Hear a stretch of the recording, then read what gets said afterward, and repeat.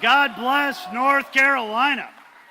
It is great to be here in Concord, and it is great to be with so many patriots who have come in here to see our great Vice President JD Vance. How important is it to have him here in North Carolina today?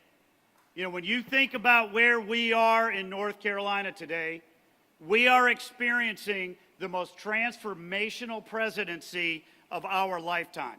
We are in the middle of a term where 9 months in, President Trump and Vice President Vance and their administration are keeping their promises to the people of America and the people of North Carolina. We are rebuilding our economy.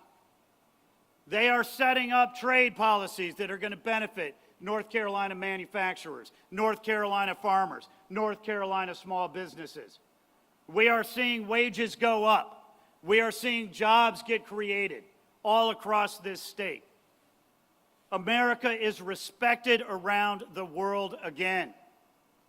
And President Trump and JD Vance are working very hard to make sure that we can protect our kids and our communities all across North Carolina. They have secured the southern border. Just last month, they announced for the third month in a row, 0 illegal aliens have come across our border and been released into America. They are working to stop the flow of fentanyl, to stop the flow of migrant crime, to stop the flow of human trafficking and sex trafficking into states like North Carolina, where under Joe Biden we saw tens of thousands of illegal immigrants that were coming into this country and making North Carolina a border state and a less safe state than it had been under President Trump's first term. And we talk about keeping the world safe. You know, the men and women of North Carolina that we have in uniform are the tip of the spear when it comes to protecting our interests and our allies around the world. We need to support our troops. We need to support our veterans, 720,000 of them who live here in North Carolina. That's what's happening all day, every day with President Trump's administration. So it is a real pleasure to have Senator Vance down here. It's a tough conversation that we need to have. We need the highest government function to be protecting our kids and our communities. The highest function of government is to keep its citizens safe. And right now, we are coming off an administration that wanted to look the other way, that wanted to allow violent, criminal, illegal aliens to come into this country by the tens or hundreds of thousands, that wanted to go to soft on crime policies in order to appease a very local, small, radical, progressive bloc. And we're dealing with that here in North Carolina. What happened to Irina Zarotska is an absolute travesty, and it did not need to happen. Roy Cooper, during the 2020 Antifa riots, and most people are going to remember him taking off his mask and going out there and marching with the Antifa protesters. What they may not remember is that he signed an executive order saying that we need to reimagine law enforcement in North Carolina. You know what? I don't think we need to reimagine law enforcement. What we need to do is enforce the law, and we need to back the blue in North Carolina.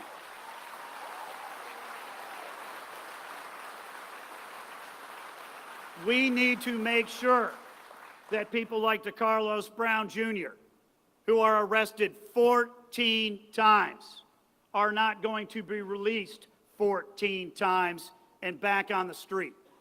That man should have never been on the street. He should have never been on that car. And he should not have been in a position to take that life. We heard just last week, another guy in Charlotte had already been arrested and released 9 times this year. Folks, it's only September. That's one a month. We don't need a revolving door at the jail.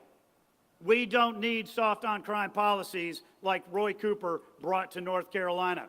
We need to keep our kids and our communities safe. I want to thank Senator Berger and Speaker Hall for their great leadership in passing in just 2 days legislation to roll back Governor Cooper's soft on crime policies, to roll back the look the other way policies he had brought in. Senator, thank you. And I called them last week and said, you need to pass this type of language. You need to roll back these policies. And I appreciate you guys stepping up immediately to protect North Carolina citizens, not just in Charlotte, but all across our great state. But there's more to be done. And before I go there, I want to mention just real quick their Democratic colleagues in the House who voted in bloc against this legislation.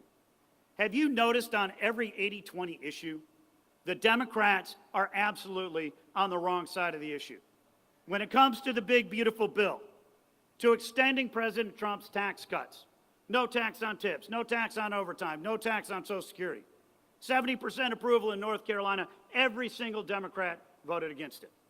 Roy Cooper said he would have voted against it if he was in the Senate. You know, you think about where we are with law enforcement. You think about this bill, they're voting against it. You think about having boys and girls sports in men and women's locker rooms, another 70-30, 80-20 issue.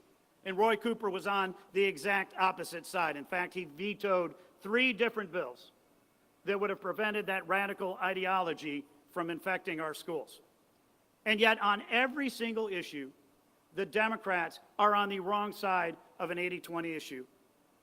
And I have not seen any polls to talk about this bill that you just moved and passed. But I bet it's probably about 90% of North Carolina voters want to protect our kids and our families. And the Democrats in North Carolina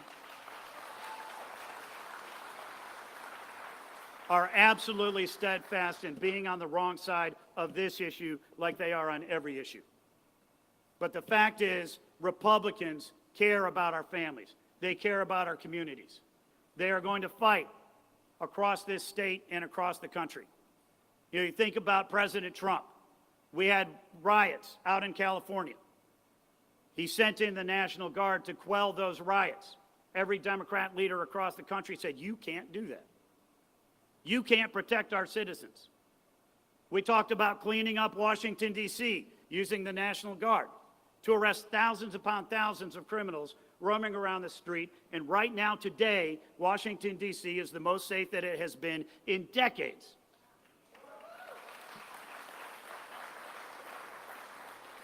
So President Trump and JD Vance have a vision for a safer America, to back the blue, to keep our communities safe, to protect our families.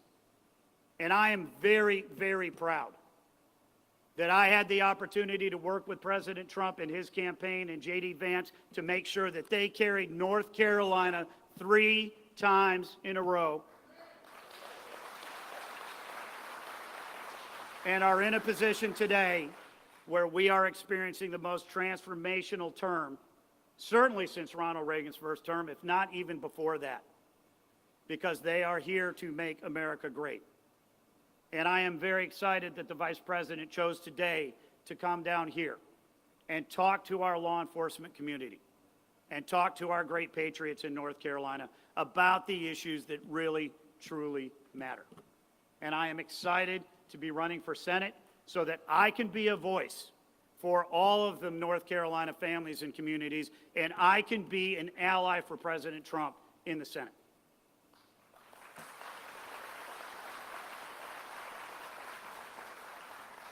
So let's welcome the great Vice President. Let's make sure that when he comes out here, we give him a North Carolina welcome and welcome him to God's country. And I want to thank all of you for being here today. But most importantly, I want to thank our law enforcement community, the men and women who protect us.